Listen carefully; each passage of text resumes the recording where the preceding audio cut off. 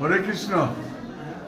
আজকে অনেকদিন পরে আমার বড় ভাই অজিতদার বাড়িতে বৈষ্ণব সেবা, তো বৈষ্ণব সেবা উপলক্ষে না আওয়া হইল। তো এখানে আয়াসিরা পাইলাম আমরা আরে কাকুরে, তো চিনেন কাকুরে সবাই ওই কেন পাইছি আমার বড় ভাই। হ্যাঁ, লগে আমিও বিআই মশার লগে দেওয়া হইল।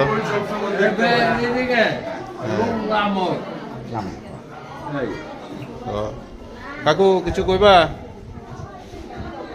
আমি আজকে আমার ছোট ভাই অজিত দাসের বাড়িতে আসছি, বৈষ্ণব সভার প্রসাদ পামু এই আশা রাখি।